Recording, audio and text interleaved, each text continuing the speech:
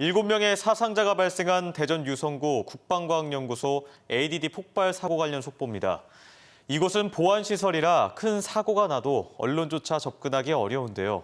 1970년대 수준이라는 말이 나올 정도로 낡아서 안정성 문제까지 불거진 연구소 내부 모습을 대전 MBC가 단독 입수했습니다. 김태욱 기자가 집중 취재했습니다. 국내에서 유일하게 고온 구조 시험을 할 수 있는 곳으로 개발 무기의 주요 부품을 제작하는 국방과학연구소 ADD의 건물입니다. 곳곳에 칠이 벗겨져 있고 커다란 수평 균열과 외부에 노출된 전기줄까지 보여 장비 손상과 합선 등 안전사고까지 우려됩니다. 창설 당시인 1970년대 수준에 머물고 있다는 지적을 받고 있는 ADD의 낙후된 모습은 올해 국정감사에서도 문제로 지적됐습니다. 여러 가지 고온 구조 시험실, 국내 유일의 시설임에도 불구하고 노후화와 누수로 안전사고 우려가 있고요. 시설 유지비는 전체 예산의 1%도 되지 않고. 이번에 폭발 사고가 난 것으로 알려진 제9연구동은 1988년에 만들어졌습니다. 안전등급 C등급을 받아 리모델링이 예정된 건물이었는데 충격으로 건물 일부가 무너진 것으로 전해졌습니다. 그 시험을 하기에 별 문제가 없어서 거기서 시험을 한 거거든요. 그리고 그 시험을 할 수 있는 장비들도 다 거기에 설치가 되어 있었고요.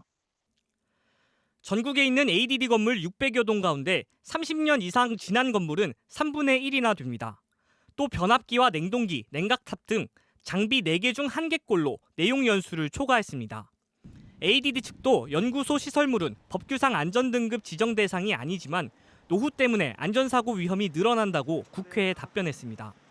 이번 폭발 사고를 수사하고 있는 경찰도 연구실 안팎의 안정성 문제를 집중적으로 살펴보면서 특히 시험 물질의 주 원료인 니트로메탄을 주목하는 것으로 알려졌습니다.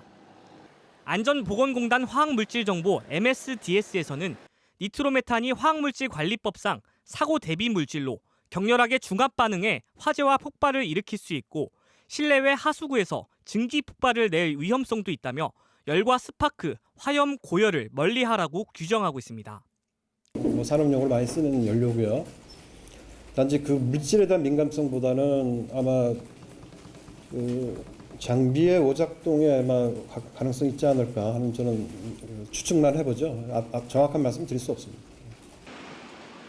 ADD 측이 유량 측정 시험 자체는 폭발 가능성이 낮다고 밝힌 가운데 장비나 시설 등 다양한 요인에 걸쳐 문제가 없었는지 가리는 것이 이번 수사에서 철저히 밝혀질 부분입니다. MBC 뉴스 김태욱입니다.